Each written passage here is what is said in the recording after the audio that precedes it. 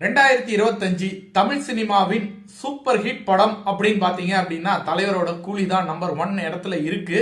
2025ல பாத்தீங்கன்னா பல படங்கள் வந்தது. இதுல பாத்தீங்கன்னா கலெக்ஷன் வாய்ஸ் பெஸ்ட் மூவி அப்படின்னு பாத்தீங்க அப்படின்னா கூலி தான். தலைவருடைய கூலி படம் மிகப்பெரிய எதிர்பார்ப்புக்கு நடுவில் ரிலீஸ் ஆகி கலெக்ஷன்ல இன்னைக்கு தமிழ் சினிமாவின் நம்பர் 1 கலெக்ஷன் பாத்தீங்கன்னா கூலி.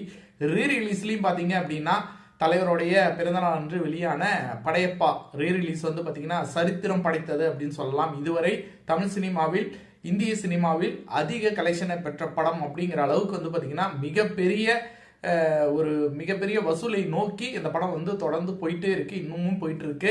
இது பாத்தீங்கன்னா தலைவருக்கு கிடைத்த தலைவருடைய 75வது வயதில் தலைவருக்கு கிடைத்த மிகப்பெரிய ஒரு பாக்கியம் அப்படின்னு தான் சொல்லணும். ஏன்னா தலைவருடைய வயது 75வது வயதுல தமிழ் சினிமால நம்பர் 1 இருக்காரு அப்படிங்கிறது தலைவருடைய உழைப்பு. தலைவர் ஆரம்பத்துல இருந்து இன்னைக்கு வரைக்கும் கடினமா உழைச்சிருக்காரு. அடுத்த பிறவின்னு ஒன்று எடுத்தா கூட நான் ஒரு நடிகனாக ரஜினிகாந்தாக சினிமாவில் இருக்கணும் அப்படிங்கிறது ரஜினிகாந்த் அவர்களுடைய ஆசையாக இருக்கிறது.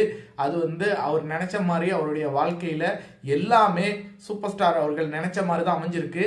இன்னும் அவர் நினைச்ச மாதிரி எல்லாமே நடக்கும். 2025ல 2050ல கூட தலைவரோட ஏதாவது ஒரு படம் ரீ ரிலீஸ் பண்ணி அதை வேற லெவல்ல கலெக்ஷன் எடுக்கும் அப்படிங்கிறதுலயும் மாற்று கருத்தே இல்லை. தலைவரை ரசிக்காதவங்களே இல்லை, தலைவரோட புகழை பாடாதவங்களே இல்லை.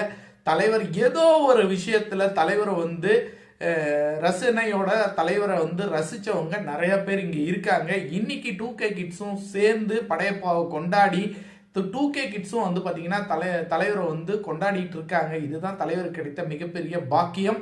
தலைவர் 75வது வயதில் ஜெயிலர் 2 2026ல மிகப்பெரிய வெற்றி